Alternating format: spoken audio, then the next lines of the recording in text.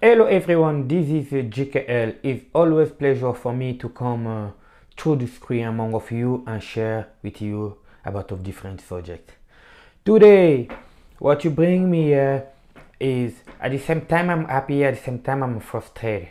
That we reach a point I need to say my mind, my opinion, and it can be useful for my population. Salut tout le monde, ça c'est JKL Info News. C'est toujours un réel plaisir pour moi de venir dans vos maisons, sur vos écrans et partager avec vous sur les différents sujets. Aujourd'hui, je suis très content et en même temps je suis un peu frustré. Alors, j'aimerais dire quelques mots à ma population, les Congolais, pour qu'ils puissent au moins se focaliser à ce qui est le plus important pour notre pays. Mbote mingi oyangai bandeko yabino JKL Info News le pion ya Nzambe mwana ya batu ya Mamibel Bimpe Regine Bakala mwana ya bandali ya solo na pesi mbote sike zali lelo na ye awa pona nameka ko solo na bino masolo mike ya makambo ya mboka oyo eza un peu important ya ko tala na pene ya miso na bitende ni ko bango na lingala mais ya ko prêter vraiment plus attention que ya ba polémique auto fomona ba chroniqueur ba journaliste ya ba prophète de malheur ebele ba lekaka kaka pona ba finga ole ba ebisa bato likam nini ya osala. Mais avant que na sola na bino ngai na ngana sola na ona batu ya anglais pour ete ba comprendre tina nini ngai na vandi awa parce que il faut que loba makambu ndenge ezali soki ba soda na gouvernement na biso ba okuka ko télématé, c'est la population congolaise qui va se soulever, qui va faire l'action selon leur façon de faire pour seulement protéger mboka na biso. Alors na revongela bino wana. Yeah guys, today what you bring me here is because in 20 January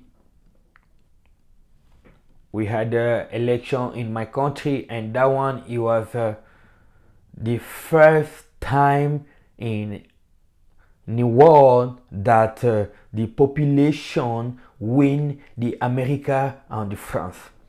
The reason why I say the population win the America and the France is because all the war that happened in Africa, in my country, the mandatory, the sponsor, the beneficiary of all those damage is the America and the France. That's why today I came here to speak to my people, but to tell the America and the France too to be careful for whatever they are doing, because the Congolese people now they will not allow anybody come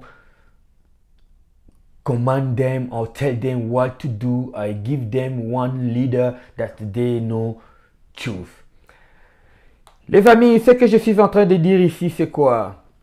Je suis ici pour dire aux Américains et les Français qui sont responsables des guerres qui se passent en Afrique et spécialement dans mon pays, tous les conflits qui se passent, et ils sont des pères et des sponsors de toutes ces histoires-là. C'est eux qui viennent pour créer du trouble, la division entre nous et créer des désordres pour leurs intérêts. Maintenant, le peuple congolais et le peuple africain, ils se sont pris en charge, pas seulement en parole, mais en action.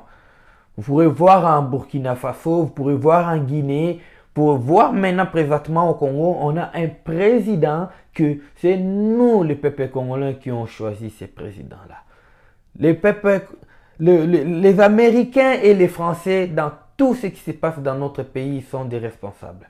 Vous pourrez voir, dernièrement, on était même agressé par des pays voisins. Un pays sans l'armement, un pays sans un bon armée, ce pays-là ne peut pas se défendre.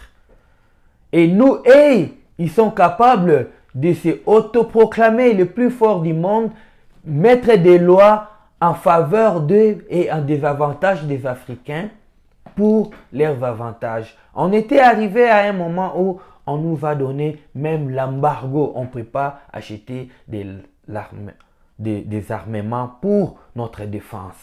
Pas pour aller attaquer les gens chez eux, mais seulement les gens quand ils rentrent chez nous. Qu'est-ce que nos militaires peuvent utiliser comme des armes? On était incapables de payer ça. Parce que ils étaient des auteurs déjà à travailler avec les Rwandais, qui est leur joueur, les Ronaldinho en scène. On était infiltrés par les Rwandais. Et puis, c'est ça, notre pays était vraiment prêt pour partir jusqu'à ce que, avec l'effort de la population et le Dieu qui nous a donné cette terre-là, a fait qu'aujourd'hui nous puissions avoir un président congolais, on peut s'astiner entre nous là-dedans, mais c'est entre nous. On n'a pas besoin de quelqu'un d'autre ailleurs. C'est pour cela aujourd'hui je suis là pour réveiller le peuple congolais, de se souvenir ce que notre ancien président, c'est lui aussi qui nous a amené aussi tous ces problèmes-là aussi. C'est comment on lui appelle, Kabila le père, c'est lui qui nous a amené des Rwandais. Et jusqu'aujourd'hui, c'est maintenant qu'on est capable d'avoir notre armée qui est congolaise. Mais l'armée qui était avant nous, qui nous ont dirigés pendant beaucoup de temps, c'était une armée dirigée par des Rwandais. Donc, ils ne pourraient pas travailler à notre faveur. Mais Dieu merci, aujourd'hui, on a eu cette armée-là. Alors, le président, avant de mourir, il avait dit quoi? La guerre sera longue et populaire. Parce qu'il savait que seulement avec l'armée, il ne pourrait pas résoudre ce problème. Il fallait que les Congolais eux-mêmes, le peuple, puissent être intègres et qu'ils soient dans la mesure de défensive pour protéger les pays. C'est pour cela qu'il avait dit ça. Et moi, si je peux même ajouter, la guerre doit retourner d'où elle vient. La guerre doit retourner d'où elle vient. Et si les Africains, on est tous ensemble comme ça, cette guerre sera prête pour retourner d'où elle vient. C'est pour cela que j'aimerais bien cette vidéo soit beaucoup plus partagée. Partagez-les mes frères, partagez à tous les Africains. Parce que ça, ce n'est pas le problème seulement du Congo.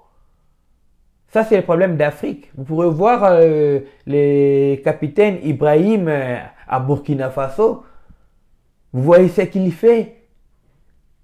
Un pays sans armée. C'est un pays faible. Tout le monde peut venir nous faire n'importe quoi. C'est pour cela les Américains et les Français, ils ont décidé de nous empêcher. What I'm trying to say here is what? 1 year ago, the America and France, they stopped the Congolese people. They give us what they call embargo. Embargo is you are not be able to buy any gun somewhere for your defensive. Why they do that? They do that one because they are supplying now the guns, the material to Rwanda, and they create that group. That crew that they call M23 to come kill people, to scare people, so people is not going to live in that east of Congo, and then they will get everything that we have that place. But the president say the world will be everywhere and the population they must be involved. The population they must involve. That's why I'm going to speak to my people in Lingala, and any African man, any American man, any France man, who you have the human being, who you can reason, who you can know that this skin, no matter how color is, we all of us we have the same blood, all of us we have the same system. That's why I can sit here and talk. Because if the world cannot finish in America, in Africa, the Africans, they're going to gather together. One day, gather together to take the world back where it came from. Where it came from. Almost 60 billion of people there in Congo, in silence. The American and the France, they will come there with those their peacemaker to support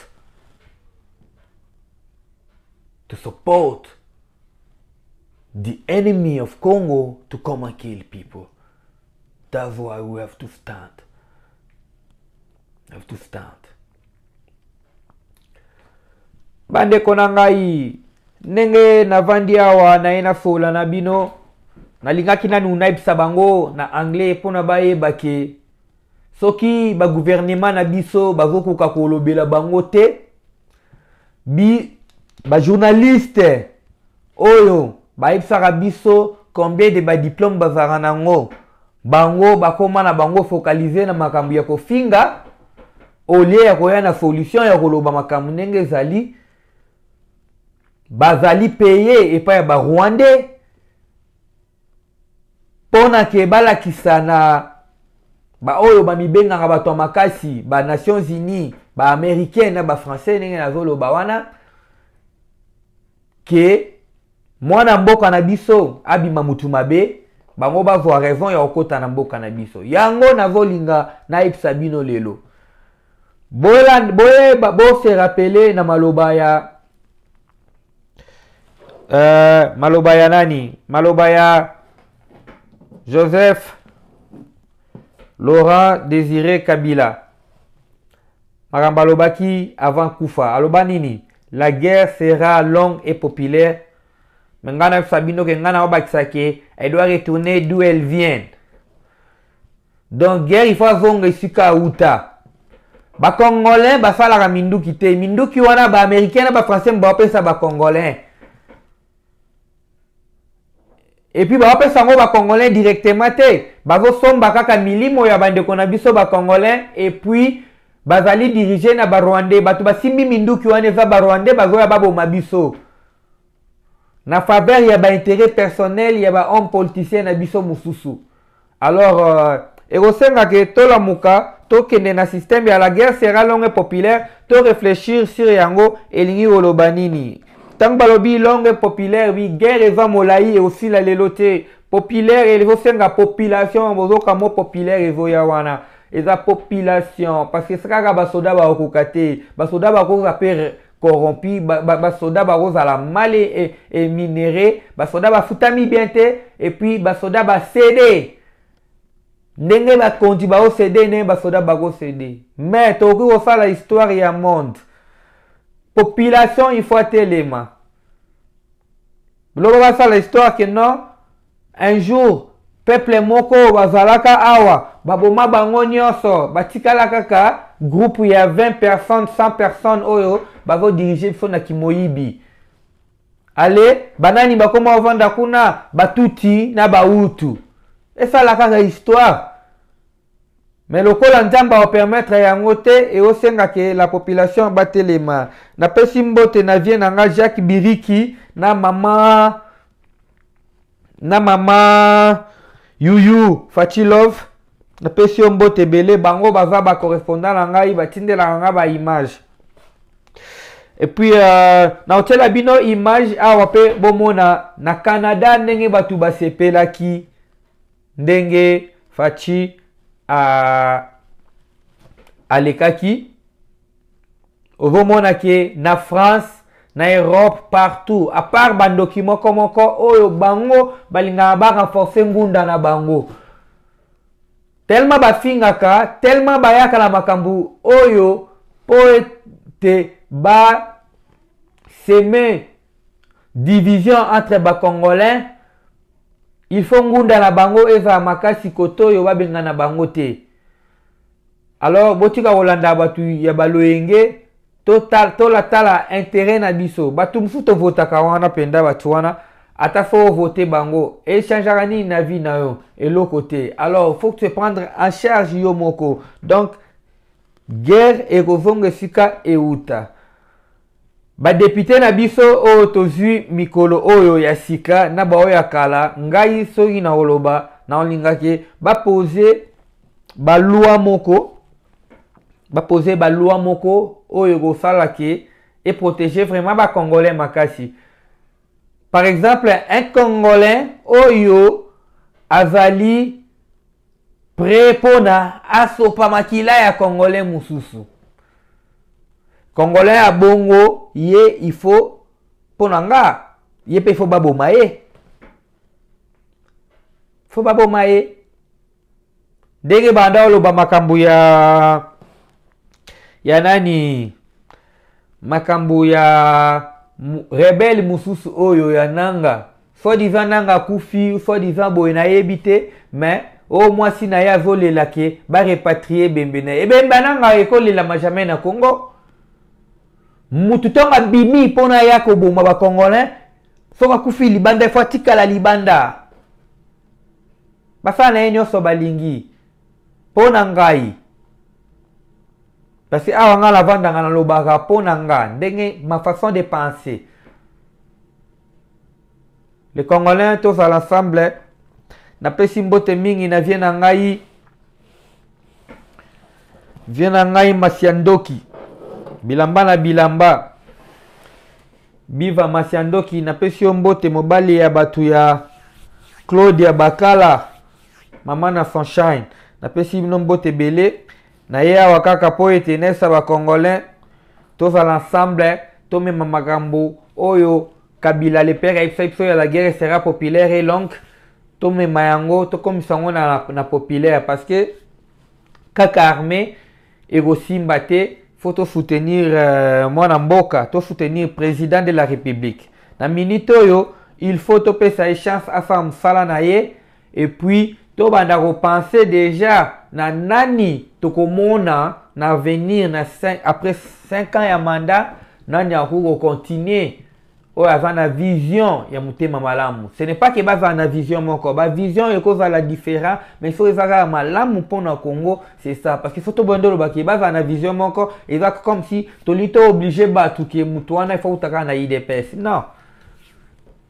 Ba tu bazé belé oyo ba congolais bava na pofa ya mboke ken liboso et puis congolais à diaspora au lieu l'exploitant na na caméra na yo ofinga ka président de la république ofinga ka ba congolais oyo bavana na Kinshasa kuna yo mema ba conseil mema ba idée et puis kende créer activité moko na Congo kuna oyo osala ke ba congolais ba profiter dans savoir na yo bo soutenir chaîne ya moi na bino na pesi mbote na bamasa na ngai na Afrique du Sud maître Kabwisa Tétanos na pesi mbote siko valina mère nyonso vient nga Djibril Dibanga Djibril Banza na pesi mbote siko vali vient ngai na mère pe na balifanto tout na bosanité ya Jacques Lubula vient ngai na pesi mbote esika ovali oyo chaîne ya mona na bino leki na bino master na bino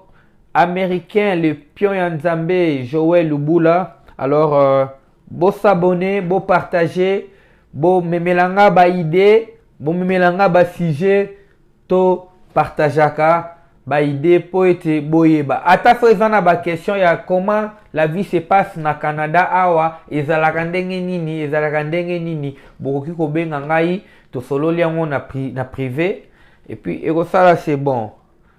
Alors après Simbote na équipe na mobimba na Kinshasa kuna Dani Welo le grand révélateur na pesi mbote na pesi mbote na Winnie Kekebenza na pesi mbote bo s'abonner na chaîne na biso Kashama Lubula télévision kuna côté ezalaka lingala na lingala anglais ozalate.